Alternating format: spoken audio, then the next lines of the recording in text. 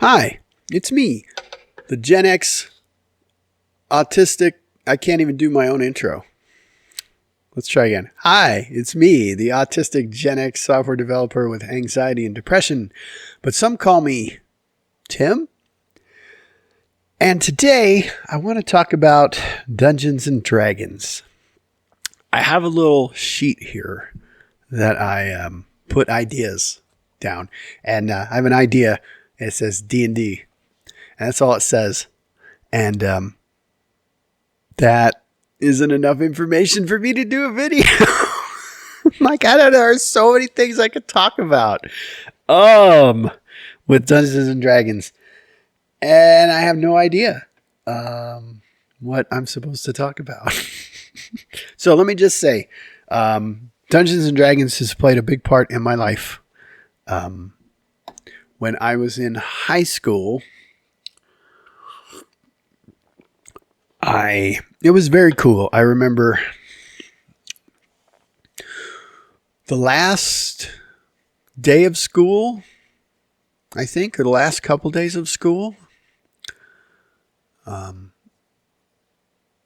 This was high school. You could do whatever you wanted. You could go to any class. You could hang out and do whatever you wanted. You just had to be, respectful. You had to follow the rule. You couldn't do anything that you couldn't normally do, right? But you could just go to a class and hang out. And so I found out through a friend of mine that a bunch of his friends were playing this Dungeons and Dragons game. And so I went to hang out with them and I played it. And it was really, really fun.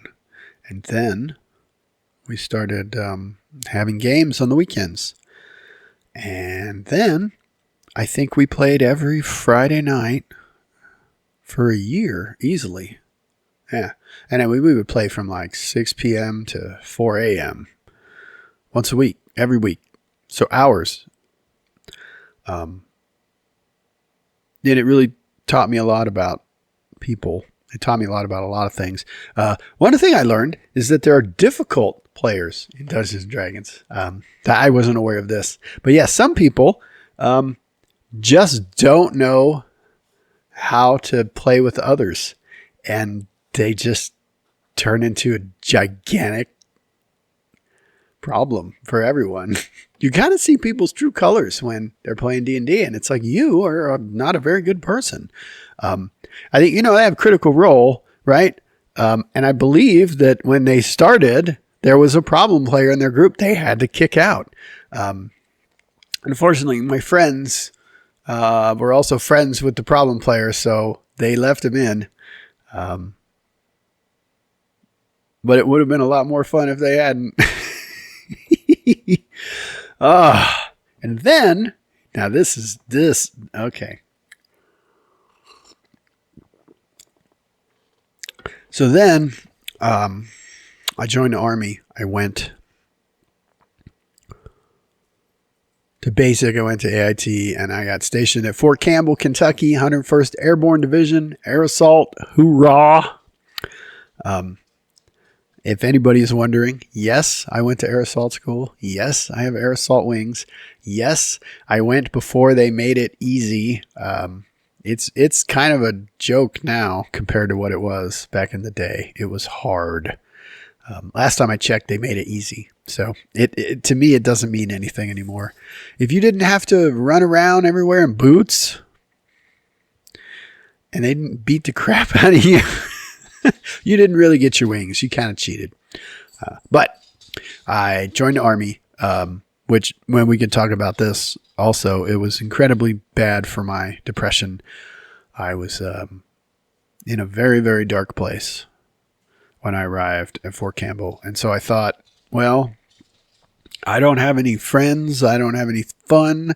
So I went to a comic book store.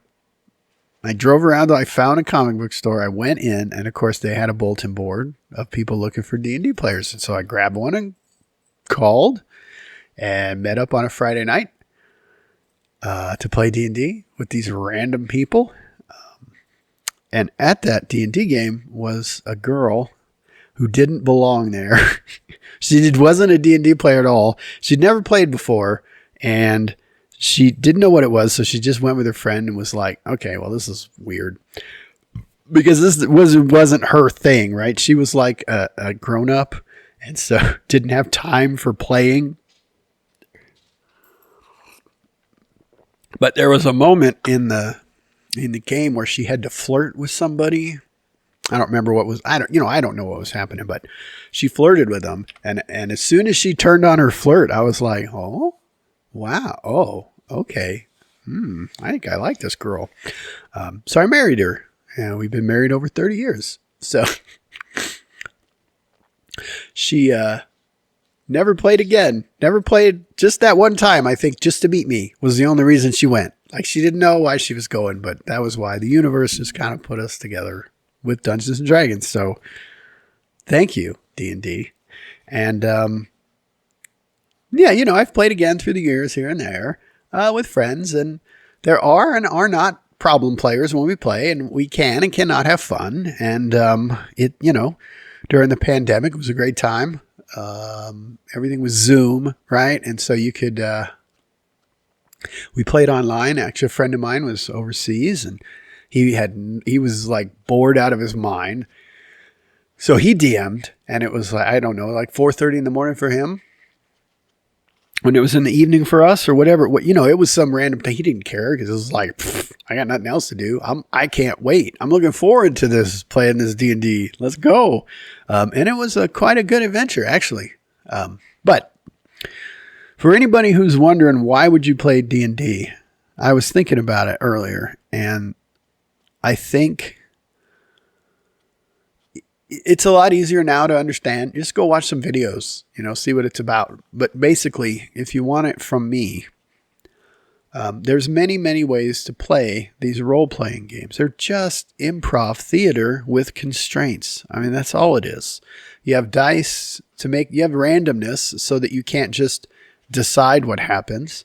And then you need somebody in the background taking in everything everybody's doing and pushing the story forward just enough so that all the improv people can continue to go.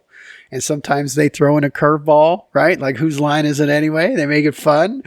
Sometimes, you can die, like your character can die, like for real. And then they're gone, and you got to make a new, it's very painful, especially the longer you've had them, the more you care about them. They become like a character in a book, like Harry Potter. Like, they're real. To the group, they're real. They have a story, they have character, they have background, they have a personality, and they could die at any moment, and that would be very sad. And so it's up to the dungeon master, the game master, to try and keep things fun. But And that's where the difference comes in, because you can have a game of D&D with some problem players who just try and eke out every +1 they can and want to win. They just want to win D&D, which is the dumbest thing. It's like, it's not a game. It's an experience, dude. It's like, I want to go to a movie and I want to win the movie. How do you win the movie? I don't know. I optimize everything. That's not fun for some people. So maybe don't do that. But it's more of a shared experience where you have a group of people who take on personas and they create a story together over many, many evenings or weekends, months of this shared story. And I mean, I remember some of the games we've played like they happened, right? It's like, I remember these things happened. We were really in a forest, and there was really a bunch of hags, and somebody went to charm them and rolled a nat 20, which was never supposed to happen. And the DM was like, all right, and just run with it. Like, okay, somehow now you're friends with these hags and they're on your side fighting. Like, none of this was planned. You can't plan this shit, but it happened, and it was freaking hilarious.